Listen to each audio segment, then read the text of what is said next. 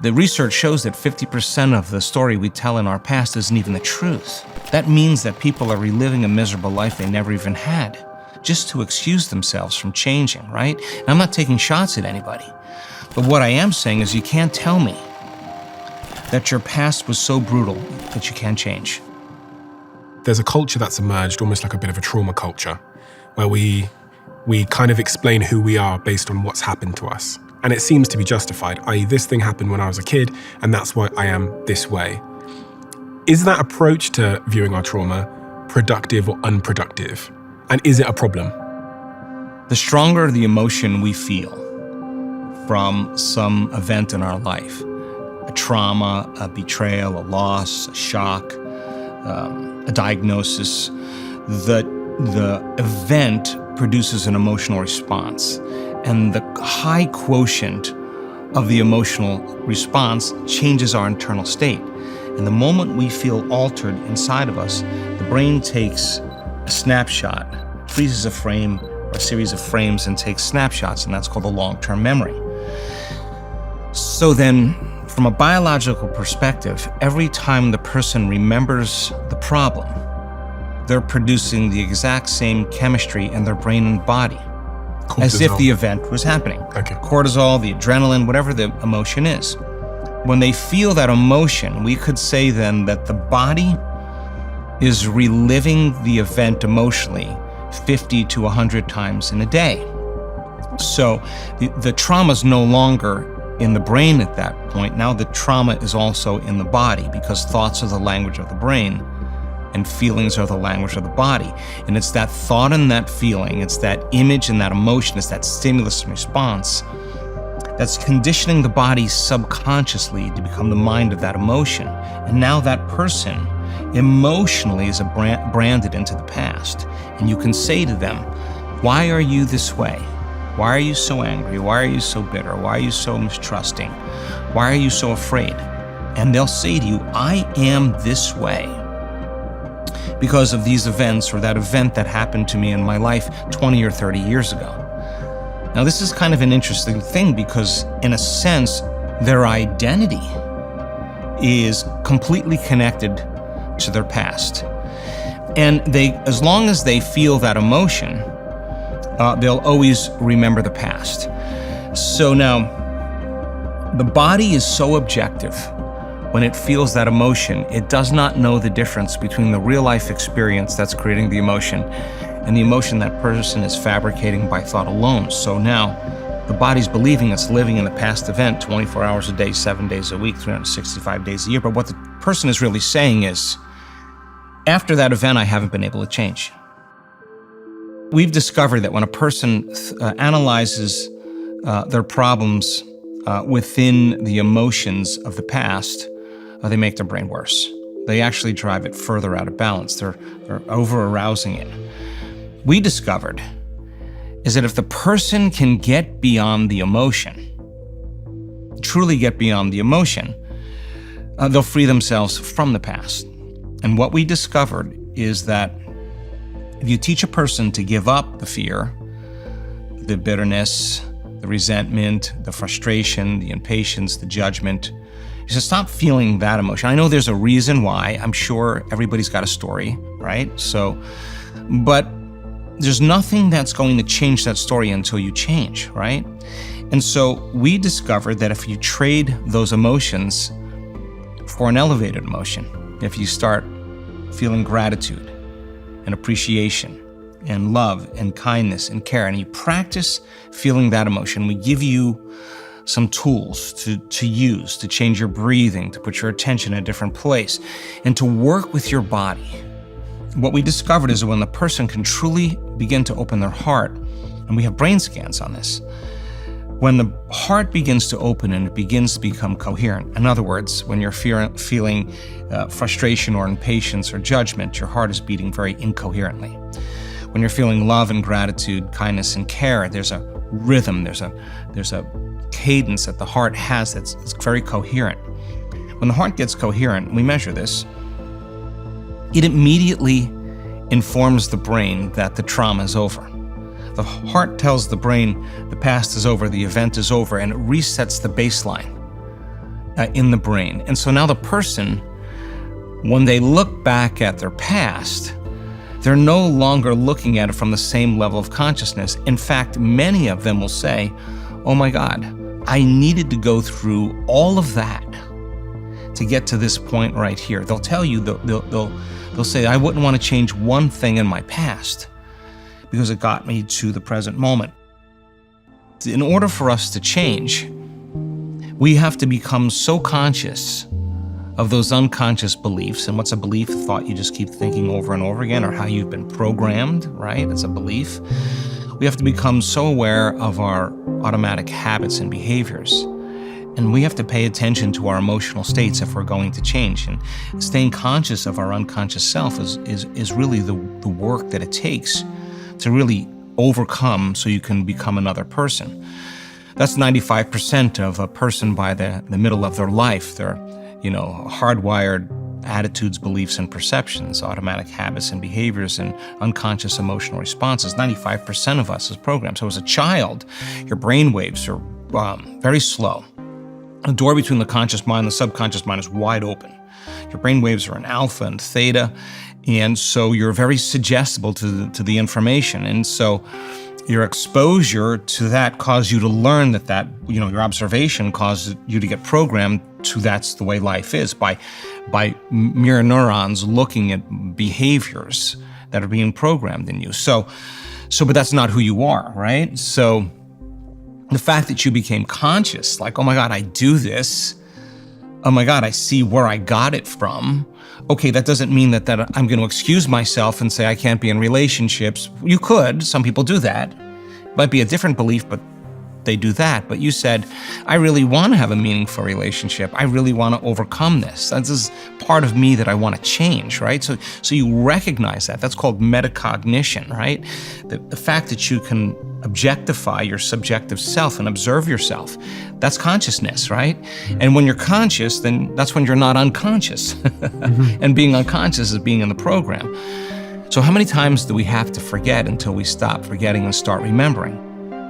The more conscious you become of those unconscious states of mind and body, the less likely you're going to go unconscious during the day. And that thought is not going to slip by your awareness unchecked, because it means to know thyself. The word meditation means to become familiar with. So as you become familiar with the thoughts, the behaviors, and the emotions of the old self, you're retiring that old self. As you fire and wire new thoughts and condition the body into a new emotional state, if you do that enough times, it'll begin to become familiar to you. So it's so important, just like a garden. If you're planting a garden, you got to get rid of the weeds. You got to take the plants from the past year and you got to pull them out. The rocks that sift to the top that are like our emotional blocks, they have to be removed. The soil has to be tenderized and broken down. We have to make room to plant a new garden. So primarily, we learn the most about ourselves and others when we're uncomfortable. Because the moment you move into that uncomfortable state, normally a program jumps in. When that program jumps in, it's because the person doesn't want to be in the present moment and engage it consciously. So when you teach people how to do that with a meditative process, it turns out that when they're in their life, they're less likely to emotionally react. They're less likely to be so rigid and believe the thoughts they were thinking. They're more aware of when they go unconscious back into a habit, and that is what starts the process of change. If you're not being defined by a vision of the future, then you're left with the old memories of the past, and you will be predictable in your life. And if you wake up in the morning and you're not being defined by a vision of the future, as you see the same people and you go to the same places and you do the exact same thing at the exact same time, it's no longer that your personality is creating your personal reality. Now your personal reality is affecting or creating your personality. Your environment is really controlling how you think and feel unconsciously. Because every person, everything, every place, every experience has a neurological network in your brain. Every experience that you have with every person produces an emotion. So some people will use their boss to reaffirm their addiction to judgment. They'll use their enemy to reaffirm their addiction to hatred. They'll use their friends to reaffirm their addiction to suffering. So now they need the outer world to feel something. So to change then is to be greater than your environment. to be greater than the conditions in your world, and the environment is that seductive. Well, what's going to emerge from that process of deep meditation, intensive awareness? You'll become so conscious of those unconscious habits that more than likely you won't want to do them again. And that's what, for the most part, change is about. So I think people wait for crisis, they wait for disease, they wait for a betrayal, something to go wrong in their life. And that's when they go, okay, I'm ready to change. My message is, why wait, dude? Like, why wait for that? We can learn and change in a state of pain and suffering. We can learn and change in a state of joy and inspiration. Many people are waiting for something out there in their life to change, to take away the lack or the separation of not having the life that they want. I mean, think about it. Our senses plug us into three-dimensional reality, and the way that we create is we create based on lack. You see the sports car, you see the wardrobe, you see the scarf, you see the boat, whatever it is that a person wants. The lack of not having that particular thing causes the brain to naturally dream about having it. The challenge is that the only way for most people to get that dream to actually become actualized in three-dimensional reality, you got to do something. You got to do something, because the distance between the thought of what you want and the experience of having it is called time. And time is separation, right? So we've been hypnotized and conditioned to believe that when the experience happens in our life, well, think about it. You work hard, you save money, you make sacrifices, you put in your extra time, you work and you start accumulating success or abundance or wealth, and you start thinking, okay, I want the boat, right? And then you spend a year saving up all your money and get the boat. When you get the boat, the experience produces an emotion that takes away the lack of not having it. But if you're creating reality and it's not working, then many people will spend their entire life living in lack or separation, and we cannot attract anything in our life that we feel separate from. It's impossible. Instead of white-knuckling it across the river of change, we're going to give you something to do, because that unknown place is the perfect place to create in. So let's get you into the unknown, but let's get you there where you're relaxed and awake. You're not escaping. And if you do that really well, you'll be in a creative state, so you actually will be out of survival, and you'll be able to create, because you could only be in survival or creation. Can't be in both. So let's get your body physiologically back in the balance. Let's get it there. Now, who do you want to be? What do you want to believe? Let's review that. What's a belief? A thought you keep thinking over and over in your brain. Keep remembering to think this way in your meditation. How am I going to be with my ex or my boss? Let me close my eyes and think about what greatness looks like, what forgiveness would do, what love would do. Let me close my eyes and mentally rehearse how I'm going to be in that circumstance. I'm going to keep remembering to do these things so I don't forget. Keep doing it over and over again. You start installing the hardware. Repeat it enough times, it gets like a software program. You start behaving that way automatically. And then, my goodness, is it possible to teach our body emotionally how we do want to feel before it happens? In other words, don't wait for your wealth to feel abundant, or your success to feel empowered, or your healing to feel wholeness. That's waiting for something in your outer world to change, to take away the emptiness or lack that you're feeling in your inner world. Teach your body emotionally what it feels like ahead of the actual experience. And the moment you start feeling abundant, you're generating wealth. The moment you can embody empowerment, you're stepping towards your success. The moment you feel grateful and whole, the healing begins, right? So now you're starting to cause an effect in your life. So have the person keep remembering to feel that way, and have them practice. Sooner or later, they'll start feeling that way more. And the more they feel that way, the more they'll believe in their future. And some people get so good at doing it that they walk around feeling that emotion, they feel like their future has already happened. And when you feel like the future has already happened, you stop looking for it. And that's when the magic starts to take place in people's lives. The synchronicities, the coincidences, the opportunities, they start coming to them in their life. And that's the reflection of their own personal change. So then, why is meditation the tool? Well, let's sit down, let's close our eyes. Let's disconnect from your outer environment. So if you're seeing less things, there's less stimulation going to your brain. If you're playing soft music or you have earplugs in, less sensory information coming to your brain, so you're disconnecting from your environment. If you can sit your body down and tell it to stay like an animal, stay right here. I'm going to feed you when we're done. You can get up and check your emails, you can do all your texts, but right now, you're going to sit there and obey me. So then, when you do that properly, and you're not eating anything or smelling anything or tasting anything, you're not up experiencing and feeling anything, you would have to agree with me that you're being defined by a thought, right? So when the body wants to go back to its emotional past, and you become aware that your attention is on that emotion, and where you place your attention is where you place your energy, you're siphoning your energy out of the present moment into the past, and you become aware of that. And you settle your body back down in the present moment, because it's saying, well, it's 8 o'clock. You normally get upset because you're in traffic around this time. And here you are sitting, and we're used to feeling anger, and you're off schedule. Oh, it's 11 o'clock, and you usually check your emails and judge everybody. Well, the body's looking for that predictable chemical state.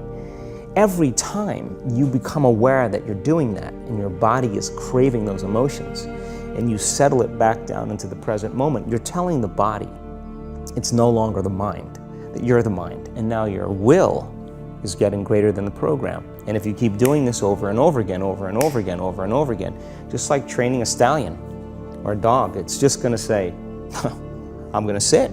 And the moment that happens, and the body's no longer the mind, when it finally surrenders, there's a liberation of energy. We go from particle to wave, from matter to energy, and we free ourselves from the chains of those emotions that keep us in the familiar past. And we've seen this thousands of times. In fact, we can actually predict it now on a brain scan. I think we're all a work in progress, right? I think it's an uncovering process. So I always tell people, you can be anybody you want. You can be any character you want to be in three-dimensional reality, in this kind of virtual reality experience. You get to put on any character. But when it comes time to create, when it comes time to connect, you got to lay down that character. You got to lay down the identity. You got to lay down that person, right? And some people have become so idealized to their identity that they can't be anything else. And so I don't think the identity is bad. I think as long as we're able to lay it down when we create, it's important. And by the same means, if there are aspects of your personality or your identity that is undermining your life in some way, and this happens to so many people we see, even with, when they're getting healings, that their blood values get better, and then they get back into their life, and blood values go back up, and then they get more healings, and their blood values go down, and they go back into their life. And sooner or later, this goes on 4 or 5 times, they say, is it me? Like, do I have something to do with this? And the answer is always yes. If you want to take this on, you can't take one bite. You got to actually eat the whole thing. So then what aspect of your identity then is limiting you? And what is that story that you're saying to reaffirm it to be the truth? And is it really the truth? And if it's not the truth, then you got to make a decision. And you got to make a decision with such firm intention to change that belief, that the amplitude of that choice carries a level of energy that causes your body to respond to your mind. That the choice that you're making in that moment becomes a moment in time that you'll never forget. In other words, you have to say, I knew exactly where I was, what I was doing, what time of day it was when I made up my mind to change, right? It becomes a long-term memory. And the stronger the emotion you feel when you make that choice, the more you remember the choice.